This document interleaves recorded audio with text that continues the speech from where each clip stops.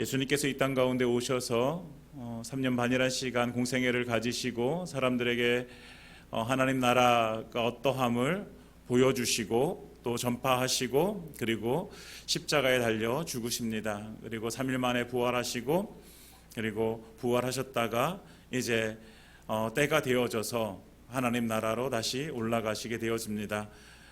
하나님 나라로 다시 올라가실 때에 예수님께서는 말씀하십니다. 너희가 본 그대로 내가 다시 오리라 라고 말씀하십니다. 예수님께서 분명히 이 땅 가운데 다시 오실 것을 믿습니다. 그때가 언제인지는 우리는 아무도 알 수 없습니다. 하나님 예수님께서 말씀하시죠. 그때와 시는 아무도 모른다. 누구만 안다?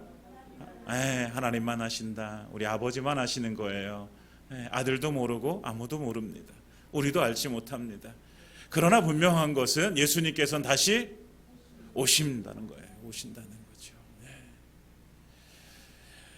재림이죠. 재림. 예수님께서 다시 이 땅 가운데 오시는 재림. 그러니까 우리는 이 땅에 살면서 재림의 신앙을 가지고 살아가야 돼요. 예수님께서 다시 이 땅에 오신다. 다시 오셔서 누구를 믿는 자들을 예수님께 미리 마련해 주신 처소로 예수님께서 이제 데리고 가신다라는 믿음입니다. 사랑하는 여러분, 재림의 신앙을 함께 갖고 우리가 믿음으로 살길 원합니다. 우리가 내일 죽어도 당장 내일 죽어도 내가 소망하는 그곳 천국에 갈 수 있다라는 믿음, 그리고 내가 살아있는 동안 예수님 분명히 다시 오신다라는 믿음, 혹여나 내가 살아있는 동안에 예수님 오시지 않으실지라도 우리가 가져야 될 믿음은 내가 살아있는 동안 예수님 오신다. 내일 예수님께서 오시고 오늘 예수님께서 오실 것이다. 오늘 예수님께서 오신다고 하신다면 우리가 오늘 어떤 삶을 살아갈 것인지 우리는 너무나도 자명하잖아요. 너무나도 분명하잖아요. 우리가 예수님 오늘 오시는데 이따 만약에 그 때와 시를 알 수 있어요. 오늘 저녁 때 오신대요, 여러분. 이렇게 말하면, 요것만 딱 띄어서 말하면 제가 이단이 되어지는 거예요. 여러분, 만약에 오늘 예수님께서 오늘 저녁 9시에 오신다라고 하신다면 여러분들 오늘 지금 이 시간에 무엇을 하시겠습니까? 하나님 앞에 예배 드리시겠죠. 그리고 저녁 9시가 될 때까지 우리는 무엇을 할까요? 이제 예수님 오시니까 이제 내가 지금까지 해보지 못했던 그냥 막 일들을 막 해봐야지, 이러지 않을 거란 말이에요. 더 기도하게 될 것이고 더 말씀 보게 될 것이고 또 하나님 앞에 나아갈 것입니다. 왜요? 예수님 오시니까. 그러니까 우리가 예수님의 재림 신앙이라는, 예수님께서 이 땅 가운데 다시 오실 것이다. 그런데 그것이 먼 미래가 아니라 지금 당장 나에게 다시 오실 것이다라는 믿음을 가지고 있다면 우리의 삶이 지금보다는 훨씬 더 하나님 앞에서 더 거룩하게, 더 영적인 삶을 우리가 살게 되어질 거라고 믿습니다. 사랑하는 여러분, 우리가 함께 그 신앙 갖기를 원합니다. 사도 바울이 오늘 데살로니가 후서를 쓰게 되어지는데 데살로니가의 복음을 전했어요. 그리고 교회가 세워지게 되어지죠. 복음을 전하고 가르쳤습니다. 데살로니가 교회는 그 복음을 받아들이고 가르침을 받았어요. 데살로니가를 떠난 지금도 고린도 교회 성도들은요, 복음 가운데서 정말 믿음으로 든든하게 서가고 있습니다. 1장에 보면 이렇게 말씀하고 있습니다.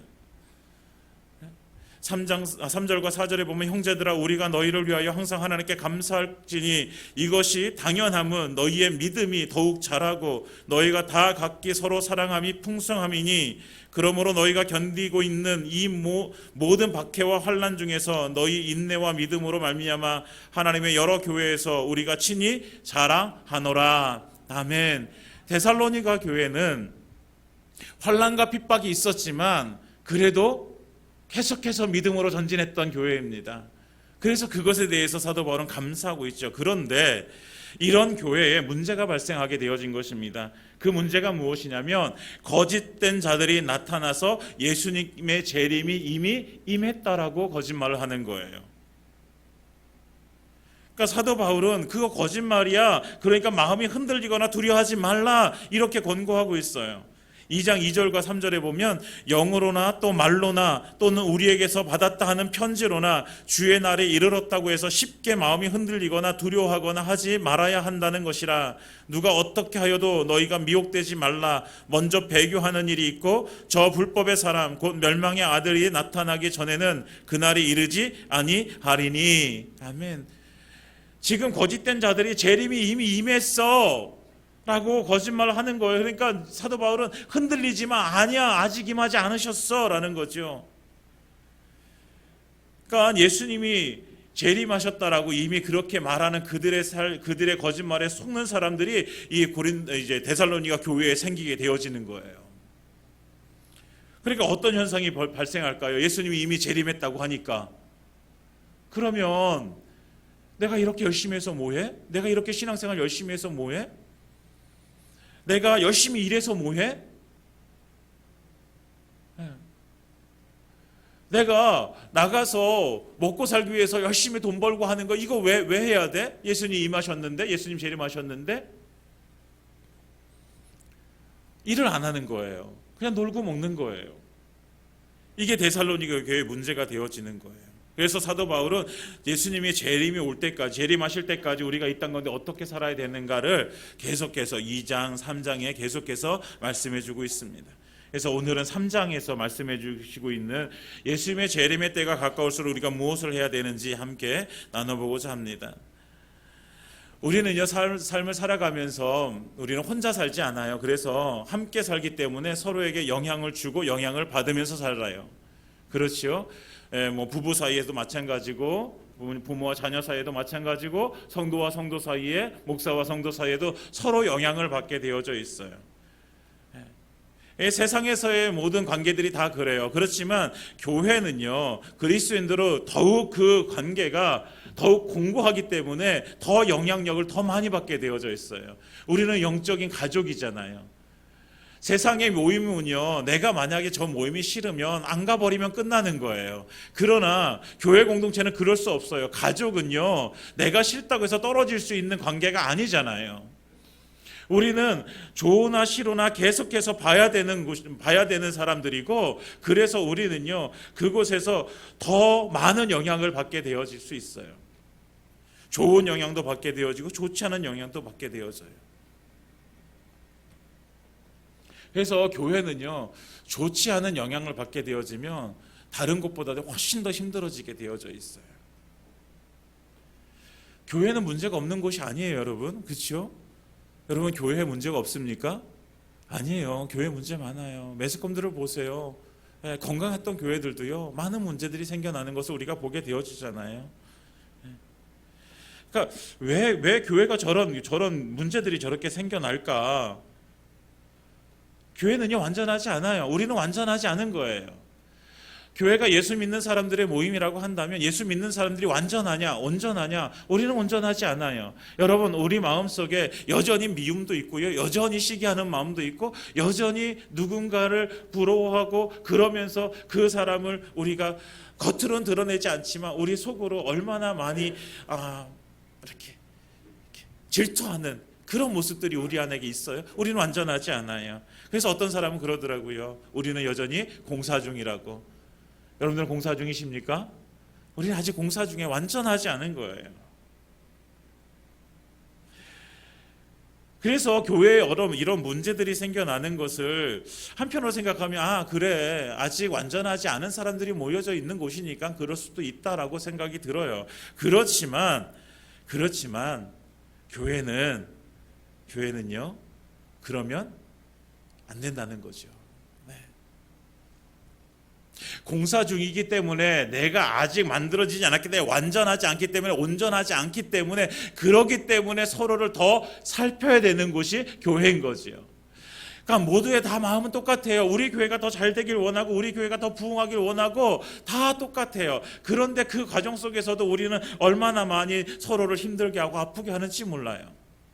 때로는 말로다가, 우리는 때로는 행동으로다가, 우리는 너무 많은 경험들을 하게 되어져요. 그래서 여전히 생각하는 것은 그런 거예요. 교회는 그러면 안 된다는 거죠. 네. 우리가 더 부족한 걸 알기 때문에 더 많이 다른 사람들을 배려할 수 있는 마음이 있어야 되고, 더 많이 다른 사람들을 사랑할 수 있는 마음이 우리 가운데 있어야 되는 것이죠. 교회는 그런 곳이어야 되는 것이죠. 그래서 우리는 교회가 이 세상에 무엇인가를 보여줘야 되는데, 우리가 보여줄 수 있는 것이 무엇일까? 여러분, 세상의 사람들과 우리와 다른 것이 무엇이 있습니까? 여러분, 우리가 세상에 나가가지고, 많은 그리스도인들이 세상에 나가가지고 세상에서 살아가지만 그들과 우리의 다른 점이 무엇이 있습니까?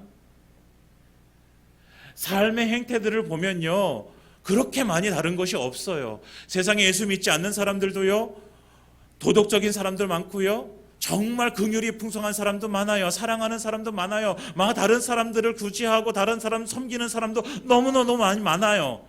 우리가 그걸로는 내가 예수 믿는 사람이다라고 차별성을 둘 수가 없어요. 그렇다고 한다면 교회가 세상과 다른, 우리가 세상과 다른 것이 무엇일까?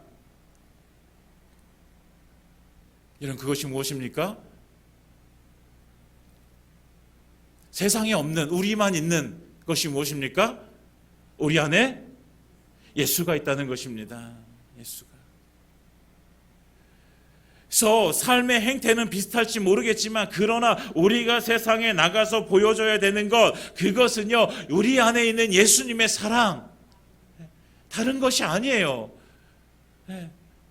삶의 행동은 똑같을 수 있어요. 구제하는 것 똑같을 수 있어요. 그러나 우리가 구제할 수 있는 것은요, 우리 안에 있는 나를 사랑하신, 나를 위해서 십자가에 달려 죽으신 그 예수의 사랑이 있기 때문에 나가서 그 영혼들을 우리가 사랑하고 구제할 수 있는 것이죠. 사랑하는 여러분, 우리가 세상에 보여줄 수 있는 것이 있다면 그것이 사랑입니다. 예수님께서 나를 위해서 그 십자가에서 피를 흘려 죽으신 그 사랑, 주어도 아깝지 않은 그 사랑, 나를 위해서 모든 것을 다 내어주신 그 사랑, 그 사랑을 받았기에 우리가 이 세상에서 나가서 보여줘야 되는 사랑이 무엇인가? 우리도 마찬가지로 주어도 더 주어야 될 그 사랑, 아깝지 않은 그 사랑. 사랑하는 여러분, 우리가 세상에 보여줘야 될 사랑이 바로 그것입니다. 세상의 사랑과 똑같으면 안 되는 거죠. 그냥 십자가에 달려 죽기까지 하신 그 예수님의 사랑이 우리를 통해서, 교회를 통해서 흘러가야 되는 거예요. 그런데 너무 안타까운 것이 뭐냐면요, 교회가 사랑을 이야기하고 있는데 어느 때인가부터 교회도요, 점점 더 이기적이 되어지는 거예요. 우리만 이렇게 되어지는 거예요. 여러분, 예수님께서 십자가에 달려 죽으신 것이 우리만 위해서 죽으셨습니까? 아니잖아요. 세상의 모든 영혼들을 위해서 예수님께서 십자가에 달려 죽으셨습니다. 믿으십니까? 그렇다고 한다면 예수님은 그들도 사랑하신 거잖아요. 그들도 돌아오길 바라시잖아요. 지금도 그들이요, 예수 믿고 돌아와서 그들도 천국 백성 되어지기를 원하시는 거예요. 그렇다고 한다면 우리가 그들에게 보여줘야 되는 그 사랑은요, 여전히 하나님이 당신을 사랑하신다고, 그들이 예수님이 당신을 위해서 십자가에 달려 죽으셨다고, 그래서 내가 그 사랑을 알기에 내가 당신에게 그 사랑을 지금 하고 있다고, 그 사랑을 보여줘야 되는 것이죠. 사랑하는 여러분, 우리 교회가 이 세상에 예수님께서 우리에게 주신 그 사랑을 보여주고 나눠주고 할 수 있는 그런 교회가 되어지길 예수님 이름 축원드립니다. 그런데 그 사랑, 이 세상의 그 사랑을 우리가 실천해야 되지만, 우리가 먼저 누구에게? 우리 형제들에게 실천해야 되는 것이죠. 형제들에게. 여러분, 사랑은 그런 거예요. 우리가 하나님을 사랑하지 않고는요, 우리 형제를 사랑할 수가 없어요. 우리 형제를 사랑하지 않고서는요, 우리의 이웃들을 사랑할 수가 없어요. 나와 가장 가까이 있는 내 형제를 사랑하지 못하는데 나와 멀리 있는 저 형제를 사랑한다는 것은 너무나도 힘든 일이에요. 더군다나 하나님을 사랑하지 않는데 내 형제를 사랑한다고 하는 거요, 그건 사실은 말도 안 되는 일이에요. 물론 세상에서 말해주고 세상에서 얘기하고 있는 그런 어떤 세상에서 얘기해주는 그 사랑이 아니라 하나님의 그 사랑, 내 안에 있는 예수의 사랑, 그 사랑을 우리가 보여주고 전달해주고 할 수 있는 건요, 제일 먼저 하나님을 사랑하는 것입니다. 그리고 우리 형제를 사랑하는 거예요. 한 몸인 형제를 사랑하지 못하면서 세상에 사랑을 보여줄 수가 없어요. 그러니까 우리가 사랑을 실천할 수 있는 가장 좋은 방법이 무엇일까? 그것이 바로 기도해 주는 거예요. 여러분, 기도해 주는 것이요, 사랑이에요. 사랑. 기도하면, 여러분, 기도하면 어떻게 되어집니까? 누군가를 위해서 기도하게 되어지면 우리의 마음이 그에게로 가게 되어져 있어요. 기도하면서도 저 사람 나랑 상관없어 이렇게 할 수가 없어요. 기도하면 마음이 가게 되어져요. 기도하면요, 그 사람을 살피게 되어졌어요. 뭔가 힘든 게 없나? 아프지 않나? 필요한 것이 없나? 살피게 되어져 있어요. 그리고 기도하면 그 사람이 무엇인가 필요할 때 내가 있다면 그것을 채워줄 수 있는 마음이 우리에게 생기게 되어지는 거예요. 여러분, 기도는요, 사랑입니다. 우리가 기도한다는 것은요, 그 사람을 사랑한다는 증거가 되어지는 거예요. 그래서 예수님께서 이 땅 가운데 오실 그때까지 우리가 준비해야 될 것이 무엇인가? 우리 사랑하는 형제들을 위해서 기도하는 삶을 살아가는 것입니다. 그래서 바울도요 데살로니가 교회를 위해서 기도하고 기도를 요청하게 되어집니다. 기도를 요청하게 되어지는데 1절에 보면요, 우리를 위하여 기도하기를, 무엇을 위해서 기도해달라? 주의 말씀이 너희 가운데서와 같이 퍼져나가 영광스럽게 되기를 기도해달라라고 이렇게 기도 요청을 하고 있어요. 너희에게 복음이 전해지고 너희가 그 복음을 받아서 너희가 그렇게 믿음 가운데 사는 것처럼 이 복음이 다른 사람들에게도 그렇게 계속해서 우리를 통해서 증거되어질 수 있도록 나를 위해서 기도해달라. 이게 바울의 기도 제목이에요. 두 번째 기도 제목이 2절이에요. 또한 우리를 부당하고 악한 사람들에게서 건지시옵소서 하라. 믿음은 모든 사람들의 것이 아니니라. 그러니까 이 말이 뭐예요? 지금도 여전히 복음을 전하는데 많은 사람들이, 많은 그 어려움들이 우리에게 닥쳐온다. 많은 사람들이 우리를 핍박한다. 우리를 환난 가운데 우리를 거하게 한다. 그러니 복음을 전할 때에 그 악한 사람들로부터 우리를 하나님 건져 주시옵소서. 그래서 복음을 정말로 더 효과적으로, 더 능력 있게 전할 수 있도록 나를 하나님께서 지켜달라고, 보호해달라고 이렇게 기도 제목을 지금 요청하고 있는 것이죠. 기도를. 그리고 바울도 이 데살로니가 교회를 위해서 기도하게 되어져요. 3절부터 5절까지 믿음에 굳게 서서 약한 자를 지키시기를, 그리고 믿음으로 행하는 삶을 살기를 하나님의 인도하심으로 하나님의 사랑과 그리스도의 인내에 들어가기를 기도하게 되어집니다. 여러분, 중요한 것은 어떤 내용을 위해서 기도했는가 너무나 중요합니다. 복음을 위해서 기도했어요. 그들의 믿음을 위해서 기도했어요. 그런데 더 중요한 것은 무엇이냐면 그들을 위해서 서로 기도했다는 것입니다. 서로 기도했다는 게 이게 중요해요. 여러분, 우리가 서로 기도하기를 원합니다. 우리가 서로의 믿음을 위해서 기도하는 거예요. 서로가 복음 증거자로 살기 위해서 기도하는 거예요. 서로가 온전한 예배자가 되기 위해서 기도하는 거예요. 서로를 필요를 위해서 기도하는 거죠. 우리가 그렇게 기도하길 원합니다. 바울도 기도가 필요했고요. 성도들도 기도가 필요했어요. 서로가 기도가 필요했어요. 예수님도요, 제자들의 기도가 필요했어요. 예수님께서 마태복음 26장에 보면 겟세마네에서 기도하실 때 제자들에게 이렇게 말씀하십니다. 함께 갔던 베드로, 요한, 야고보 이 세 제자에게 이렇게 말씀하세요. 너희도 함께, 나와 함께 좀 기도해라. 기도해라. 내가 지금 저기 떨어져서 기도할 테니 너희도 여기서 기도해라. 함께 기도하자라고 했어요. 내 마음이 매우 고민하여 죽게 되었으니 너희는 여기 머물러 나와 함께 깨어 있으라. 너희도 깨어 있어서 함께 기도해 줘. 그런데 그들이 기도 안 하고 자게 되어지죠. 그때 예수님께서 오셔서 말씀하십니다. 너희가 나와 함께 한 시간도 이렇게 깨어 있을 수 없더냐. 시험에 들지 않게 깨어 기도하라. 마음에는 원이로되 육신이 약하도다. 예수님도 함께 기도할 수 있는 사람이 필요했어요. 물론 하나님이시기 때문에 기도 안 한다고 해서 예수님께서 원하시는 일들이 안 이루어지는 거 아니에요. 그러나 예수님 완전한 인간의 몸을 입고 계셨기 때문에 그들과 함께 기도하기를 원하셨던 거예요.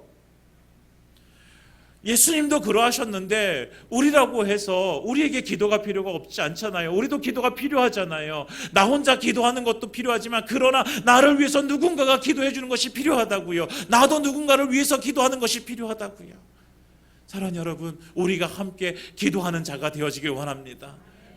저는 여러분들을 위해서 함께 기도할 것입니다. 여러분들이 저를 위해서 기도해 주시오.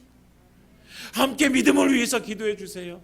함께 복음을 위해서 기도해 주세요. 서로의 필요를 위해서 기도해 주세요. 그래서 하나님께서 정말 우리에게 원하시는, 우리를 통해서 일하시고자 하는 하나님의 뜻이, 하나님께서 우리가 함께 기도함을 통해서 이루어지기를 원합니다. 그러기 위해서 뭘 해야 될까요? 그러기 위해서 나눠야죠. 내 기도 제목을 얘기해 줘야죠. 옆에 있는 분들의 얼굴을 한번 보시기 바랍니다. 옆에 있는 분들의 얼굴을 보세요. 이렇게 얼굴을 보세요.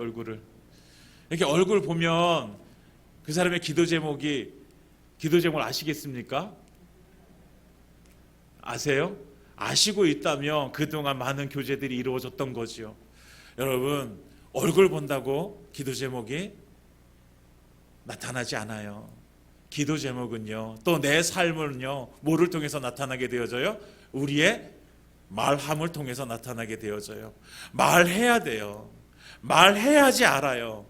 말 안 해줘도 저 사람이 내 표정을 보고 알아주겠지. 기대하지 마세요, 여러분. 표정을 보고 어떻게 알아요? 표정이 어두우면 힘들구나는 알 수 있겠죠. 근데 뭐가 힘든지 알아야지 기도해 주죠. 말을 해야 되는 거예요. 사랑하는 여러분, 우리 안에 그런 교제가 있기를 원합니다. 말을 하기를 원합니다. 말 안 하고 알아주기를 원하고, 그런데 또 말 안 했는데 또 안 알아줘. 그러면 괜히 또 힘들어져. 그래도 알아줘야지. 여러분, 말 안 하면 몰라요. 여러분, 제가 말 안 하면 여러분들 제 마음을 알 수 있을까요? 몰라요. 제 아내도 몰라요. 제가 말 안 하면요. 같이 살고 있는데도 몰라요. 모르는 거예요. 여러분, 우리가 함께 말함을 통해서 함께 우리의 삶이 나눠지고 함께 기도 제목이 나눠지고, 그래서 우리가 함께 기도할 수 있는, 그래서 그 기도의 응답으로 함께 세워져가는, 하나님의 은혜 가운데 든든히 세워져가는 그런 은혜가 임하기를 예수님으로 축원드립니다. 예수님께서 다시 오실 때가 가까울수록 우리는 함께 서로를 위해서 기도해줘야 돼요. 무엇을 위해서요? 서로의 믿음을 위해서 기도해줘야 돼요. 이 사람이 내 옆에 있는 이 지체가, 이 형제가, 이 자매가 믿음 가운데서 실족하지 않고 든든히 서가게 하여 주옵소서. 계속해서 믿음의 역사들이 나타나게 하여 주옵소서. 그리고 여전히 아직도 예수 믿지 못하는 저 많은 사람들이 있는데 우리를 통해서 복음이 증거되어지게 하여 주옵소서. 우리가 해야 될 기도죠. 그리고 내 옆에 있는 지체가 힘들어하고 있는 것이 무엇인가, 지금 고민하고 있는 문제가 무엇인가, 그것을 가지고 하나님께 나가서 함께 기도하는 것입니다. 그래서 중보 기도를 요청해요. 그러니까 바울에는요, 분명한 목적이 있기 때문이요, 그 기도 제목도 똑같아요. 어느 복음서에 사도 바울이 쓴 편지 어느 것을 봐도요, 사도 바울의 기도 제목은요 똑같아요. 항상 똑같아요. 뭐예요? 복음이에요. 복음. 죄송합니다. 항상 복음이에요. 복음. 잠이 깨셨을 것 같아. 복음이에요. 복음. 바울에게는요, 분명 한 가지 목적이 있어요. 그건 복음이에요. 오직 예수 그리스도예요. 다른 것이 없어요.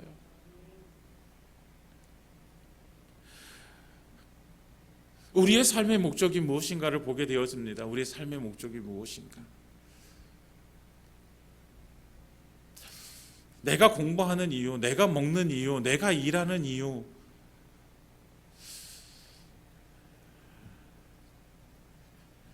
여러분, 우리가 그렇게 하는 이유들이 예수 그리스도이기를 원합니다. 내 자녀가 잘 돼야 되는 이유도 예수 그리스도이기를 원합니다. 내가 건강해야 되는 이유도 예수 그리스도이기를 원합니다. 그러니까 우리의 최종적인 목적은요, 항상 예수 그리스도. 이 목적을 잃어버리면 안 되는 거죠. 그런데 이 목적을 잃어버리고, 이 목적 예수 그리스도라는 이것을 잃어버리니까 사람들이 거짓 선지자들에 속게 되어지고, 예수님의 재림이 왔다고 이걸 속게 되어지고, 그래서 자유의 삶의 목적을 잃어버리고 놀고 먹는 사람들이 생겨나는 거예요. 그래서 바울은요, 두 가지 경계를 하게 되어지는데 6절에 이렇게 말씀하고 있습니다. 형제들아, 우리 주 예수 그리스도의 이름으로 너희를 명하노니 게으르게 행하지 말라. 예요. 게으르게 행하고 우리에게서 받은 전통대로 행하지 아니하는 모든 형제에서 떠나라. 첫 번째, 게으르게 행하지 말라. 두 번째, 우리에게서 받은 복음에서 떠나지 말라, 이거예요.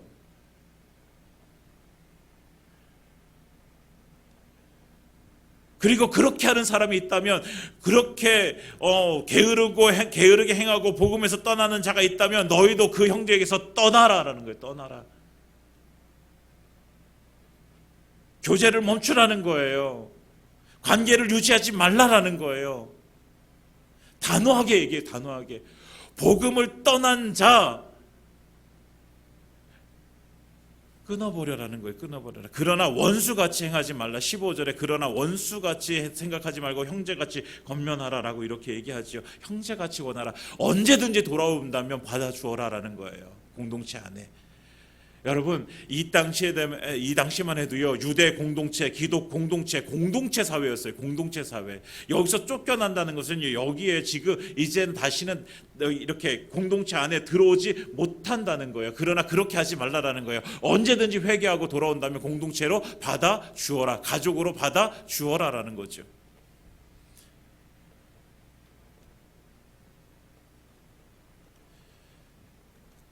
그래서 하는 것이 뭐예요?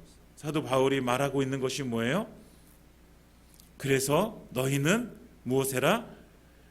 이제 너희가 그렇게 게으르게 행하고 복음 없이 행하고 이러는 거 내가 봤는데 우리를 봐라. 8절부터 보면 우리가 너에게 복음을 전하는데 음식을 값없이 먹었냐? 수고하지 않았냐? 애쓰지 않았냐? 아니, 우리가 다 그렇게 했잖아. 수고하고 밥 먹었잖아. 애썼잖아. 우리에게 그럴 권리가 없느냐? 아니야, 있잖아. 그런데 9절에 보면 오직 스스로 너희에게 본을 보여 우리를 본받게 하려 함이니라. 우리 스스로 본을 보인 거야. 본을 보여서 너희로 하여금 그렇게 따라오도록 한 거야. 이렇게 얘기하고 있어요. 여러분, 우리가 예수님이 이 땅 가운데 오실 날이 가까울수록 우리가 해야 될 것은요, 본을 보여주는 삶을 살아가는 거예요. 본을 보여주는 것. 본을 보여준다라는 것은 누구보다 월등히 뛰어나게 잘한다는 것이 아니라 내가 지금 최선을 다해서 내가 지금 예수님을 위해서 내 삶의 목적인 예수님을 위해서 지금 최선을 다해서 지금 이렇게 살아가고 있다라는 것을 보여주라는 거예요. 본을 보여주라는 거예요. 기도하는 본을 보여주는 거고요. 말씀 읽는 본을 보여주는 것이고요. 우리가 전도하는 본을 보여주는 것이고, 내가 이렇게 정말 열심히 주님을 섬기고 있다라는 이 본을 보여주는 거예요. 다시 말하면 지금 예수님이 재림할 그때가 가까이 올수록 너희는 무엇해라? 더욱 열심히 예수님을 믿는 믿음의 삶을 살아가라는 거예요. 말로다가 내가 예수를 믿습니다, 이것이 아니라 믿음의 삶을 본이 되어질 수 있도록 살아가라는 거죠. 여러분, 본이 되어진다라는 것은요, 누군가가 이 모습을 보고 따라올 수 있도록 해주는 것이 본이에요. 그렇다고 한다면 누군가가 내 삶을 본받기 위해서는 우리는요, 얼마나 열심히 해야 될까요? 열심히 해야 될까요? 최고가 되라는 말이 아니에요. 열심히 하라는 거죠. 열심히. 예수님 오실 때까지요, 열심히 믿음의 삶을 경주해 나가라는 거예요. 열심히 기도하라는 거예요. 열심히 말씀을 읽으라는 거예요. 열심히 전도하라는 거죠. 열심히 봉사하라는 거죠. 열심히 하라는 거죠. 열심히. 땀을 흘려 하라는 거예요.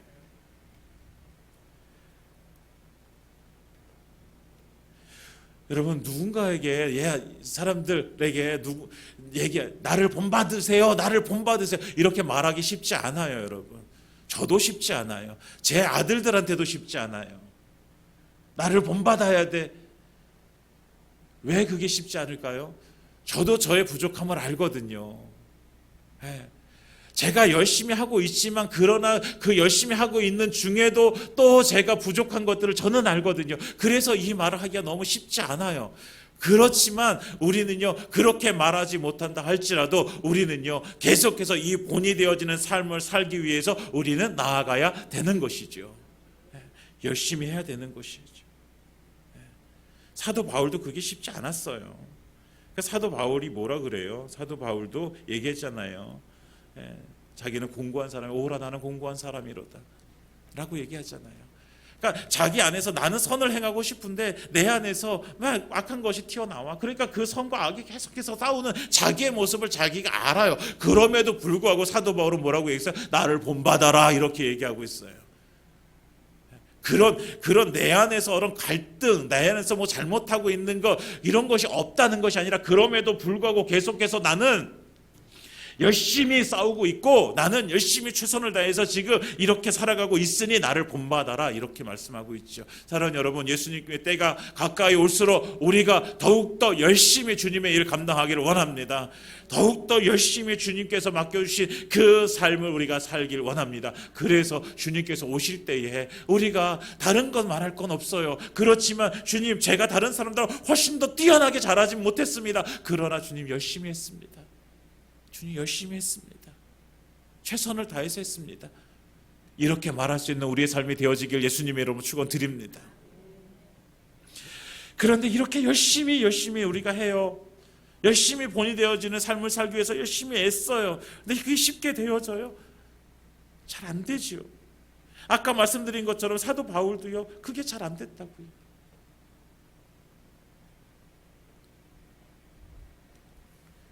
삶이 변화되어지는 것은 그렇게 쉬운 일은 아니에요. 그러나 사도 바울은요, 어렵더라도 가요. 힘들더라도요, 그 길을 가요. 멈추지 않는 거예요. 여러분, 중요한 것은 멈추지 않는 것입니다. 힘들어요. 여러분, 우리가요, 열심히 한다는 것 그 자체가 힘든 거예요. 그런데 멈추지 않으면 됩니다. 멈추지 않으면. 사도 바울이 오늘 13절에 뭐라고 말씀하고 있어요? 형제들아, 너희는 선을 행하다가 낙심하지 말라. 선을 행하다가 낙심하지 말라. 이 말은 뭐예요? 선을 행하는 것 계속 해라는 거예요. 계속. 믿음의 삶을 사는 것 계속 해나가라는 거예요. 끊임없이 하라는 거죠. 안 될 때가 있지요. 힘들 때가 있지요. 무너질 때도 있어요. 실패를 경험할 때도 있어요. 그렇지만 거기에서 한번 실패했다고 거기서 좌절해서 거기서 앉아있지 말라라는 거예요. 다시 일어나라는 거예요. 여러분, 우리는 다시 일어날 수 있습니다. 왜요? 우리 안에 성령님께서 계시기 때문에 우리는 그 능력으로 일어나는 거죠. 내 힘은요, 나의 한계는 있어요. 나는요, 이거 정말 안 돼. 나는 이거 포기해야 돼. 나는 이거 정말로 힘들어. 내가 이것 하다가는 내가 정말 제명에 죽지 못할 거야. 나 너무 힘들어. 주저앉아 버릴 수 있다고요.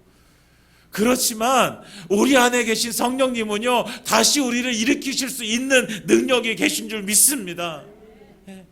그래서 우리는요, 우리가 할 수 없을지라도 우리 성령님께서 내게 능력 주셔서 다시 이렇게 세워주시는 은혜를 우리는 구하고, 그래서 다시 일어나는 그 삶을 살 수 있다라고 우리는 믿습니다. 사랑하는 여러분, 우리가 이 믿음으로 함께 나가길 원합니다. 선을 행하되 낙심하지 말아라. 열심히 해라. 최선을 다해서 해라. 그러나 넘어질 때도 있고 무너질 때도 있다. 그러나 그때마다 너는 누구를 의지해라? 성령님 의지해라. 성령 의지해라. 하나님 의지해라. 일어나서 다시 그 길 걸어갈 수 있게 하시는 그 하나님의 능력을 의지해라. 너의 능력으로 안 될지라도 하나님께서 너에게 그 능력 주셔서 다시 이렇게 세워주실 것이기 때문에 그 능력 의지해서 가라라고 말씀해 주시고 있습니다. 사랑하는 여러분, 선을 행하되 낙심하지 마시기 바랍니다.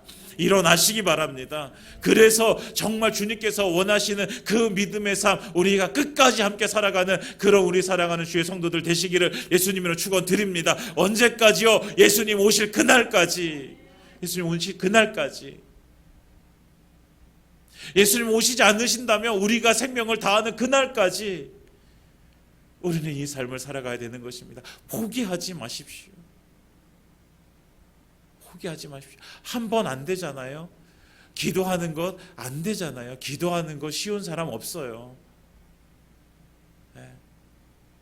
제가 대학생 때 잘 가던 기도원에 항상 들어갈 때 거기 이렇게 편말로 이렇게 붙어 있는 그게 그 편말에 뭐라고 써 있냐면요, 기도는 노동이다라고 써 있어요. 기도는 노동이다. 그게 이해가 안 갔었는데요.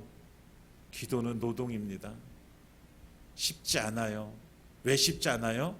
기도하면요, 여지없이 우리에게 딴 생각하게 만드는 놈이 와서 방해를 해요. 방해. 막 다른 일들이 생겨버려요. 막 방해를 해요. 그걸 싸우는 것이 노동이에요. 그것을 싸우는 것이 힘든 거죠. 말씀 읽는 것도 마찬가지죠. 말씀 읽는 것도 쉬워요? 아니잖아요. 말씀만 펴놓으면 왜 그렇게 잠이 오는지. 드라마를 볼 때는 잠이 안 오는데 성경만 펴놓으면 막 잠이 쏟아져. 싸워야 되는 거죠. 사랑하는 여러분, 우리가 함께 선을 행하는 일, 주님 오실 때까지 최선으로 열심히 우리가 그 믿음의 삶 살아가고, 그래서 주님 오실 때에 그래 너 열심히 한 건 내가 안다 라고 주님께 칭찬받는 그런 삶 살아가는 저와 여러분들 되시기를 예수님의 이름으로 축원드립니다. 말씀을 마치겠습니다. 데살로니가 교회가 계속해서 믿음의 삶을 살기를 바울은 원했습니다. 그래서 바울은 예수님이 오실 때까지, 예수님이 재림할 때 그때까지, 사람들은 지금 거짓된 자들이 와서 예수님 재림했다라고 이렇게 거짓말하지만 우리가 흔들리지 말고 그 거짓말에 속지 말고 우리는 계속해서 무엇하면 돼? 믿음의 삶을 살아가면 돼, 이거예요. 결론은 그거예요. 예수님이 오실 때까지 믿음의 삶을 계속해서 경주해서 그 삶을 살아가게 되어지면 되는 거죠. 그렇죠, 여러분? 네. 그러면 주님 오실 때, 아니 주님이 언제 오셔도 그러면 우리가 걱정할 게 없잖아요. 염려할 게 없잖아요. 그래서 사도 바울은 그것을 위해서, 그러면 그 믿음의 삶을 어떻게 살아가야 되느냐, 그래서 너희는 서로 기도해 줘야 돼. 그 믿음의 삶을 위해서 너희는 그래서 그 믿음의 삶을 열심히 최선을 다해서 너희가 살아가야 돼. 그러나 그것을 그렇게 살아가다가 혹시 넘어지고 힘들고 그래서 쓰러져도 다시 일어나야 돼. 너의 힘으로 안 되잖아. 성령의 능력을 의지해서 다시 일어나야 돼. 주님께서 우리를 그렇게 일으켜 세워주실 수 있는 능력이 있으신 분이야. 그래서 다시 일어나 선을 행하되 낙심하지 마라. 끝까지 함께 그 믿음의 길 걸어가자. 이렇게 말해주고 있는 것이죠. 사랑하는 여러분, 우리에게 이것이 하나님께서 오늘 우리에게 주시는 말씀이길 원합니다. 우리가 끝까지 예수님 오실 그날까지 이 믿음의 경주를 해나가는 주의 식구들 되시기를 예수님의 이름으로 축원드립니다.